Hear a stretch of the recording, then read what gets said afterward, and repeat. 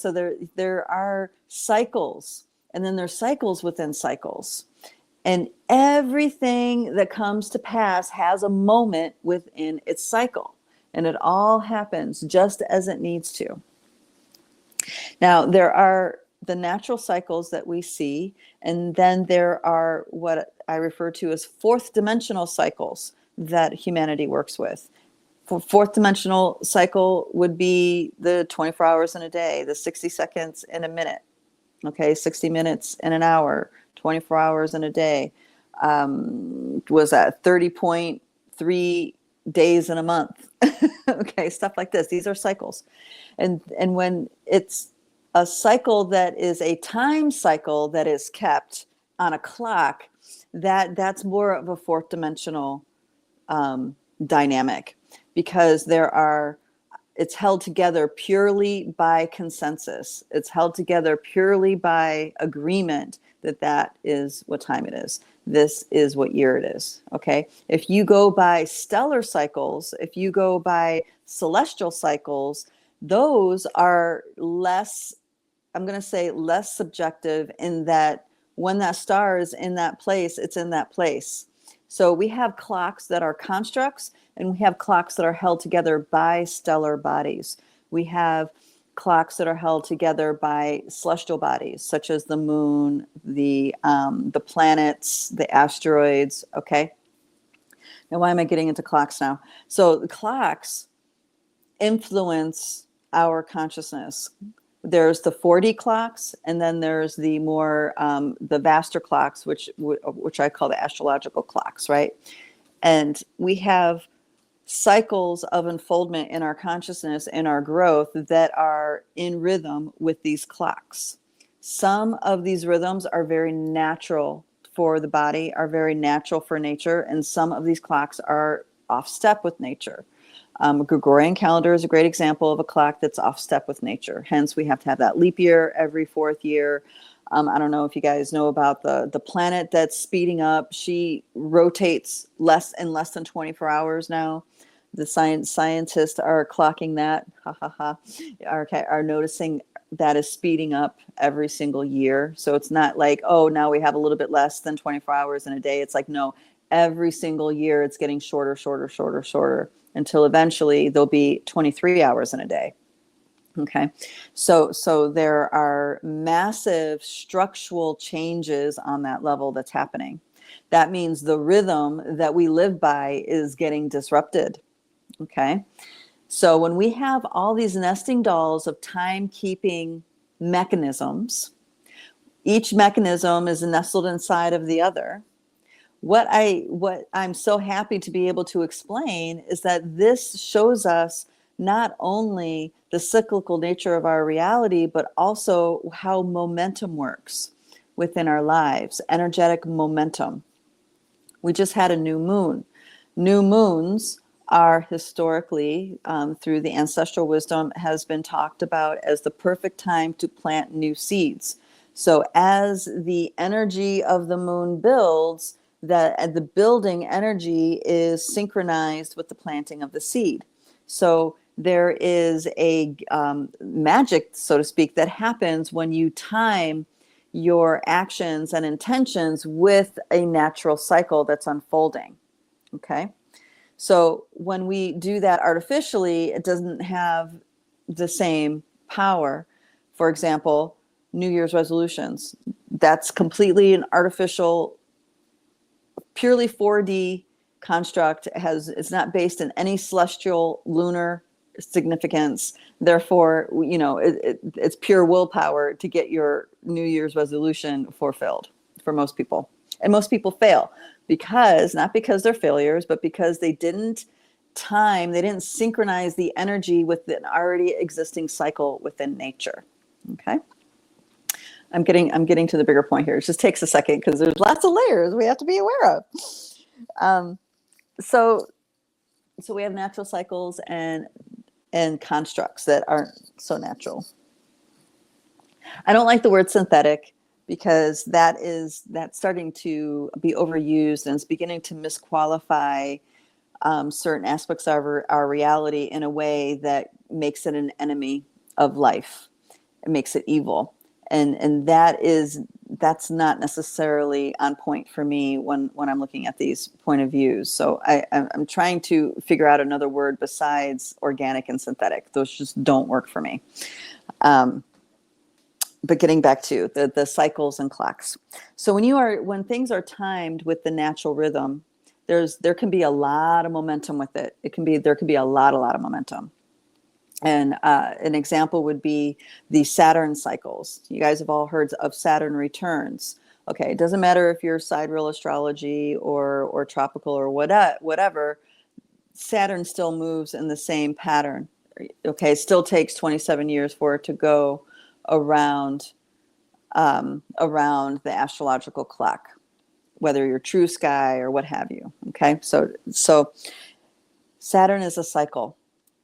That 27-year cycle, because it's 27 years, it's not as obvious. But as you get older and you have multiple Saturn returns, the momentum of these cycles start to reveal themselves. So for example, the last time that Saturn was in Aries was 27 point whatever years ago. So it comes back to what were you doing around 1995, 96? Whatever major decisions or whatever was happening in your life then, the patterns that unfolded within that Saturn cycle is showing you what seeds were being planted energetically for that movement. Now, it's helpful to know this, so when we go through really difficult times, we understand that it is actually part of a cycle, and it doesn't last forever, and that there is a momentum for us to synchronize with, to carry us through to, either calmer waters or to more clarity, stuff like this. And this is really important because of the things I was saying in the beginning about the algorithms and the data manipulation and all this stuff. Clarity is gold right now. Clarity brings peace. Clarity brings centeredness. Clarity brings us empowerment, because we can understand on a much larger picture what is happening in the here and now moment, and what momentum is, the momentum that's moving forward, how to get on that ship, so to speak.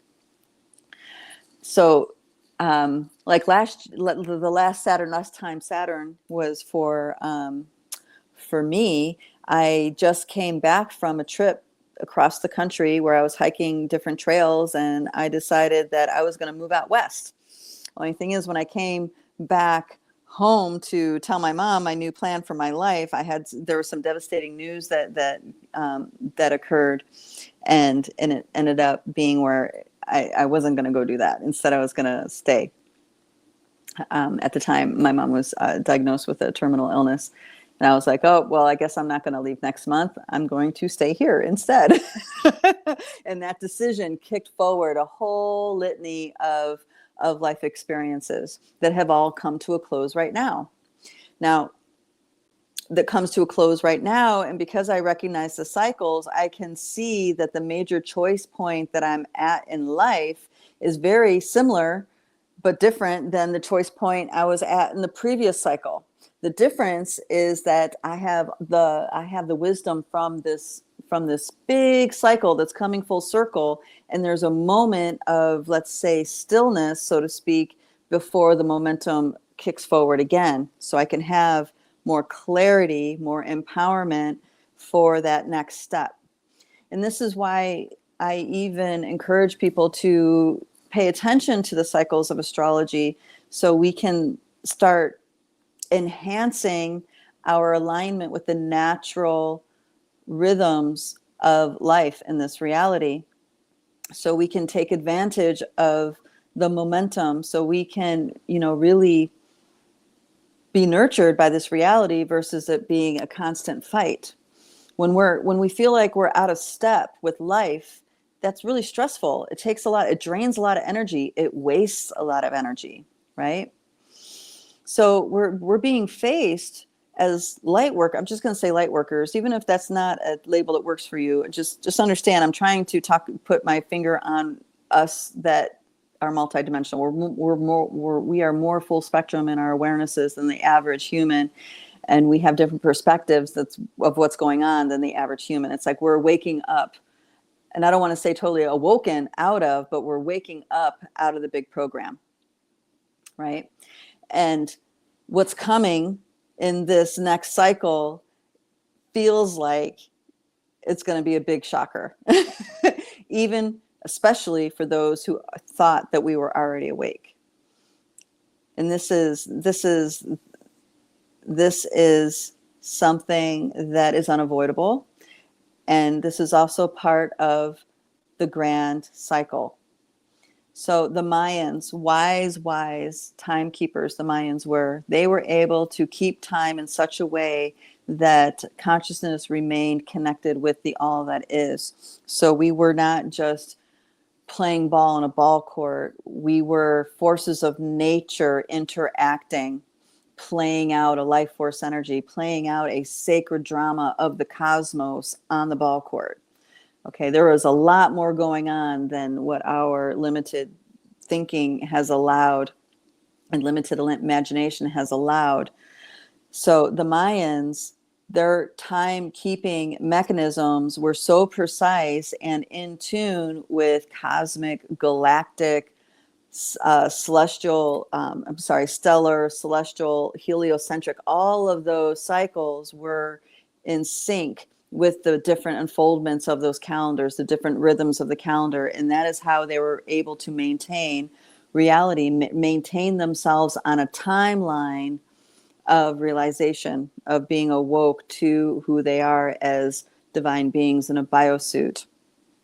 Now, somewhere along the line, in one of those nesting dolls of rhythms, a disruption happened, and the clock/calendar did not pick up on that disruption to integrate it into the rest of that calendar. And this is how the fall of that was beginning.